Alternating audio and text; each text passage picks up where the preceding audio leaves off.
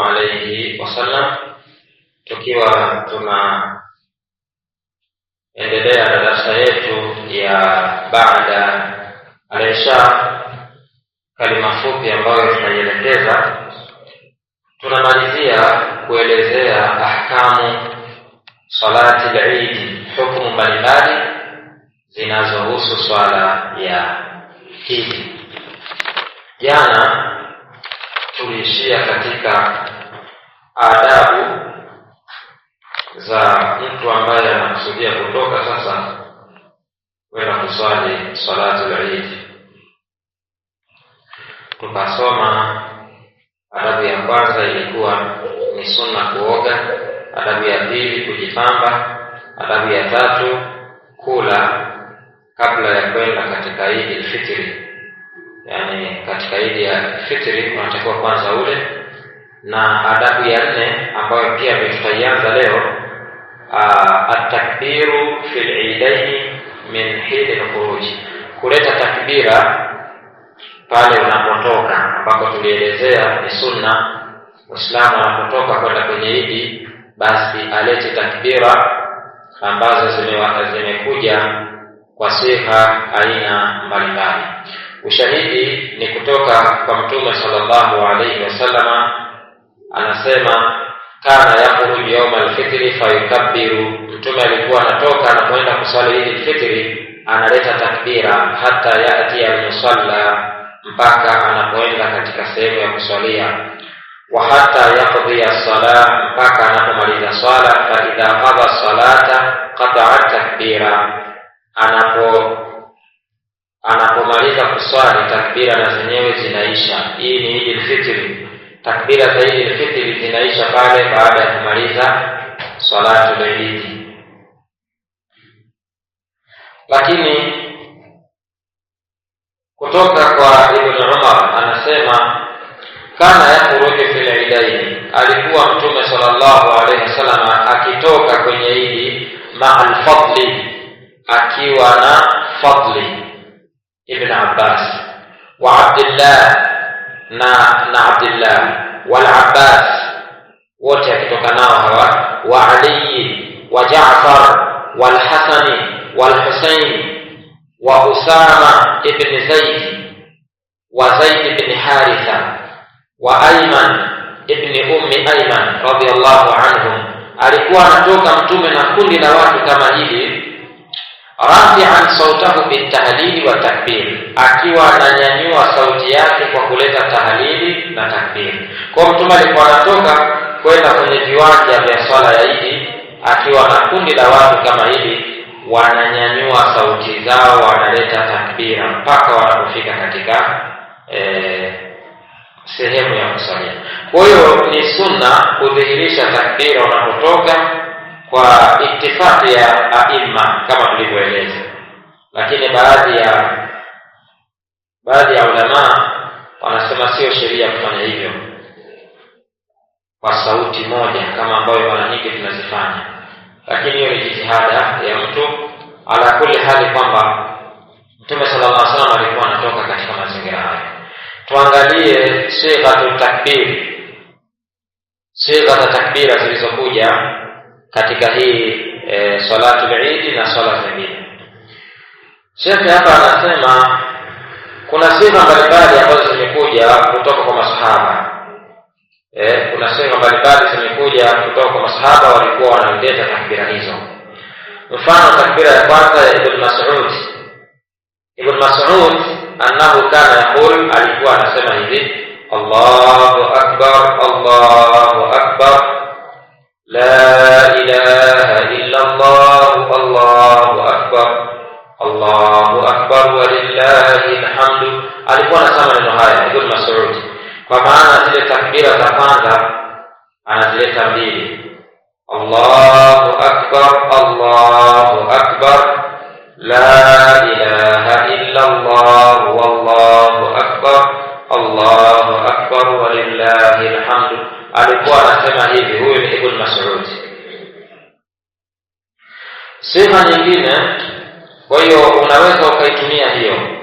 Sifa nyingine, Ibn Abbas kana yaqul, Ibn Abbas alikuwa anasema hivi: Allahu akbar, Allahu akbar, Allahu akbar, walillahil hamdu, Allahu akbar wa ajallu, Allahu akbar ala ma hadana. Hii ni sifa ya Ibn Abbas, alikuwa anaitamka hivi. Wakati Suleiman radhiallahu anhu, yeye alikuwa anasema Allahu akbar, Allahu akbar, Allahu akbar kabira. Alikuwa anasema hivyo. Na sifa nyingine nyingi zimekuja ambazo zinaashiria takbira. Kuna wengine wanasema, wanatoa zile tatu, Allahu akbar, Allahu akbar, Allahu akbar, la ilaha illa Allah, Allahu akbar, Allahu akbar, walillahil hamdu. Kwa hiyo hizi ni sifa miongoni mwa sifa ambazo zimenukuliwa zikisemwa na wema waliopita katika salatu al-Eidain. Katika sunna namba 5, baada ya kueleza kidogo takbira, sunna namba 5, yakhruju an-nisa hatta al-hayyad was-sibyan, watoto wa kike, wakina mama na mpaka watoto waje kuswali Idi, wanatoka. Ni sunna, sawa? Sunna wakina mama na hata wale waliopo katika ada zao wanatoka, wasubiani na watoto pia wanatoka kuja kuswali salatu al-Eid, isipokuwa tu wale ambao wako katika ada zao watajitenga na ile sehemu ya kuswalia, kwa maana wao hawataswali, bali watakaa na kusikiliza mawaidha mbalimbali ambayo yanatolewa kuhusu siku hiyo na faida mbalimbali zinazotolewa. Sunna ya 6, mukhalafatu tariqi ila musalla, kubadilisha njia unapokwenda kuswali. Unapoenda kuswali pita njia nyingine, unaporudi pita njia nyingine. Hiyo ni sunna. Sunna ya 7, yustahabu al-mashu ila al-musalla, ni sunna kutembea kwa mguu kama ni karibu, kutembea kwa mguu kwenda sehemu ya kuswalia. Wa adabu rukubi illa lihaja, na kuto kupanda kipando isipokuwa kwa haja. Unapoenda kuswali hivi, basi ni bora uswali utembee kwa mguu kama ni panafikika, lakini kama ni mbali basi unaweza ukapanda. Katika sunna nyingine ya 8, yusahabu at-tabkiru ila al-musalla, ni sunna kuwahi kwenda sehemu za kuswalia baada ma yusallu as-subh, subha. Masahaba walikuwa wanakwenda baada tu ya kuswali alfajiri, wanaenda wanachukua sehemu zao, wanaenda kukaa, wanaanza kuleta takbira, na sio kukaa kufika tu, unakaa basi, kaa wakati huo unaleta takbira. Na wanachuoni wamesema hizi takbira za mwezi huu, yani ya Idi hii ya fitri, takbira zake ni akadu, yani zinakaribia kuwa ni wajibu, kwa sababu Allah subhanahu wa ta'ala anasema walitukmilu al-idda walitukabbirullaha ala ma hadakum, wakamilishe mfungo, yani idadi ya zile siku, wakimaliza basi walete takbira. Allah amesema kwenye Qur'ani walitukmilu al-idda walitukabbirullaha, na wamtukuze Allah, kwa maana walete takbira. Kwa hiyo katika Eidul Fitri takbira ni muhimu sana, ambazo watu wengi wameziacha, ima kwa kutokujua au kwa kutokukumbushwa. Kwa hiyo hiyo ambayo inafaa. Na tunapoenda kuswali Idi, hauruhusiwi kuswali sunna kabla yake wala baada yake. Hakuna sunna. Sio unaenda viwanjani basi unaanza kuswali sunna. Hapana, kufika ni kukaa kuanza kuleta takbira. Labda kwa dharura, kwa wale ambao wataswalia msikitini, basi unaweza ukaswali, lakini sio sunna kwa maana ya kablia, bali labda itakuwa ni tahiyatul masjid. Itakuwa ni tahiyatul masjid, kwa sababu tahiyatul masjid unapoingia msikitini sunna kuswali tahiyatul masjid.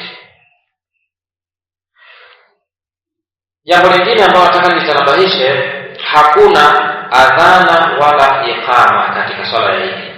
Hakuna kuadhini wala kukimu. usije ukakimu au ukatoa adhana katika swala hili, hakuna hivyo vitu. Sasa tumalizie kaifia kwa salati ya Eid, namna ya kuiswali sasa swala ya Eid. Salatu al-Eid rak'atan, swala ya Eid na rak'a mbili. Kwa hadithi aliyopokea Umar radhiyallahu anhu anasema salatu safari rak'atan, swala ya safari ni rak'a mbili kwenye swala za rak'a 4. Wa salatu al-adha rak'atan, na swala ya Eid al-adha ni mbili. Wa salatu al-fitr rak'atan, na swala ya Eid al-fitr pia ni rak'a mbili. Hayo ni maneno ya Mtume sallallahu alayhi wasallam. Sasa namna gani unaingia katika swala? Anaingia katika swala kama ifuatavyo. Anaingia katika swala, jambo la kwanza ni takbiratul ihram. Ataleta takbira ya kuhirimia swala, Allahu akbar, na hakuna kutamka nia kwamba ananuia kuswali swala ya Eid kama wanaofanya baadhi ya watu wa bid'a. Uswali sunnata Eid al-fitr 4 rak'atayn lillahi ta'ala, Allahu akbar. Hakuna manuizo ya namna kama hii ya kutamka. Manuizo hayo inuize nafsi yako ndani ya moyo wako, kama tunapokuwa tunatoa maelezo siku zote kuhusu masuala ya nia. Kwa hiyo utaleta takbira, tunakumbushana tu, nadhani unafahamu lakini tunakumbushana. Utaleta takbira, kisha thumma yukabbiru ba'daha 7 takbirati ukhra, na katika riwaya nyingine zimekuja analeta takbira 6. Thumma yukabbiru ba'daha, ataleta baada ya hapo 7 takbirati. Takbira ngapi? 7. Kwa maana Allahu akbar, hii ni takbira ya kuhirimia. Utasoma dua ya kufungulia swala. Baada ya hapo utaleta takbira zingine ngapi? 7. Ukijumlisha ile zinakuwa ngapi? 8. Lakini katika riwaya nyingine unaleta takbira ngapi? 6. Zote zimethibiti, sawa?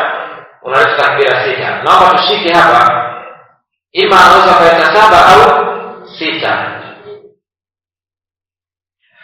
Baada ya kuleta takbira hizo takbirat ukhra kabla an yabda al-qira'a. Walam yasihha an nabii sallallahu alaihi wasallam annahu kana yarfa'u yadayhi ma takbirat al-Eid, na hakuna maelezo yaliyokuja kwamba Mtume alikuwa ananyanyua mikono kila takbira, sawa? Lakini kuna baadhi ya wanachuoni wamesema inafaa. Miongoni mwao katika wao muasirina Sheikh Fauzani, yeye anasema tunanyanyua takbira, na maulama wengine wanasema unanyanyua mikono. Kwa hiyo sio jambo la kuparagana, mtu anaweza akafanya au asifanyaje, asifanye. Lakini kama unataka kusimama kama alivyosimama Mtume, usifanyaje, usinyanyue mikono. Wallahu a'lam. Kama anavyosema hapa, anasema sikiliza, Ibn al-Qayyim rahimahullah anasema, analithibitisha hilo alilosema. Wa kana Ibn Umar alikuwa ma tahadhihi littiba', pamoja na kwamba yeye alikuwa anajilazimisha sana kumfuata Mtume sallallahu alaihi wasallam, yarfa'u yadayhi ma kulli takbiratin. Unaona, Ibn Umar alikuwa ananyanyua mikono katika kila takbira, pamoja na kwamba na yeye alikuwa anajitahidi sana kumfuata Mtume sallallahu alayhi wasallam. Ukitazama katika kitabu kinaitwa Zadul Ma'ad juzuu ya kwanza kurasa 441 utayaona haya maneno. Kwa hiyo ni jambo ambalo faman ra'a Ibn Umar la yafalu hadha illa bitawqif min an-nabi sallallahu alayhi wasallam falahu yarfa. Atakayeona kwamba Ibn Umar hawezi kufanya jambo isipokuwa kwa kumuona Mtume, basi anaruhusiwa naye kufanya, sawa? Ama yule atakayeamua tu kufanya kama ya kuto kunyanyua mikono, basi naye atakuwa katika hali hiyo ya kuto kunyanyua mikono. Hiyo hatua ya pili. Hatua ya tatu, lam yasihha an nabii sallallahu alayhi wasallam dhikru muayyan fi kulli sukutihi baina hadhihi takbirat, wala haikuja kwamba Mtume alikuwa katika kila baada ya takbira ile Allahu akbar haikuja kwamba alikuwa kuna dua fulani anaisoma au adhkari fulani, haikuja, yani haikunukuliwa, bali Ibn Mas'ud yeye anasema kwamba baina kulli takbiratayn hamdulillah azza wa jalla wa thanau alayhi. Kwa kuna baadhi ya wanachuoni wanasema unaweza baada ya kila takbira ukamsifia Allah, ukasema Allahu akbar kabira walhamdulillah kathira wa subhanallahi wa bihamdihi, na adhkari zingine zilizokuja, lakini hakuna adhkari maalum iliyokuja kusoma katika kila baada ya takbira. Wa baada al-qira'a, wa baada al-qira'a, baada ya kusoma yati bibaqi rak'a, ataleta nguzo iliyobakia ala hayati al-mu'tad, kama ilivyozoeleka katika swala zingine. Kwa baada ya kuleta takbira 7 na kusoma sura al-Fatiha, yatakayofuatia yote yatafanyika kama tunavyoswali swala nyingine. Wa yukabbiru lil-qiyam ila rak'ati thaniya, na ataleta takbira, anasimama kutoka katika raka ya kwanza. Raka ya kwanza imeshaisha, ataleta takbira, atasimama juu, atakuja nayo Allahu akbar. Thumma yukabbiru ba'daha 5, kisha ataleta takbira ngapi? 5. Sawa? Baada ile takbira ya kunyanyuka chini atakuja nayo mpaka juu, ile haihesabiwi. Pale ataanza kuhesabu ngapi? 5 zingine atazileta. Allahu akbar, Allahu akbar, Allahu akbar, kama vile ilivyotangulia. Anaweza akanyanyua mikono au asifanyaje? Asinyanyue. Wa yaqra'u al-Fatiha wa surata allati, na atasoma sura al-Fatiha na baadaye atasoma sura nyingine. Ni sunna kusoma sura al-A'la pia na kusoma sura al-Qaf na sura zingine ambazo zimetajwa katika vitabu mbalimbali. Miongoni mwa hizo anaweza akasoma iqtarabat as-sa'atu wa shaqqa al-qamar, na akasoma sabih isma rabbikal a'la na hal ataka hadithul ghashiya. Anaweza akasoma hivyo. Sawa? Sio lazima usome sura ndefu, unaweza ukasoma hizi zikawa inafaa. Kwenye raka ya kwanza unaweza ukasoma Fatiha al-Qur'an al-Majid. Raka ya pili ukasoma iqtaraba lin-nasi hisabuhum, iqtarabat as-sa'atu wa shaqqa al-qamar, unamaliza. Kama hivyo hujahifadhi, soma sabih isma rabbikal a'la raka ya kwanza na hal ataka hadithul ghashiya raka ya pili. Kwa hiyo baada ya hapo ويقرأ الفاتحة والسورة التي تقدم ذكرها ثم يتم صلاته ويسلم, kisha atatimiza swala yake na atatoa salamu. Baada ya hapo yatafuatia mambo ya hutuba ambayo insha Allah kesho kama tutapata fursa basi tutakuja kumalizia masuala ya hutuba, zinakuwa hutuba aina gani na hutuba gani. Kwa kifupi, hii ndio namna sahihi ya kuswali salatu al-Eid. Wallahu a'lam. Subhanakallahumma wa bihamdik, ashhadu an la ilaha illa anta, astaghfiruka wa atubu ilayk.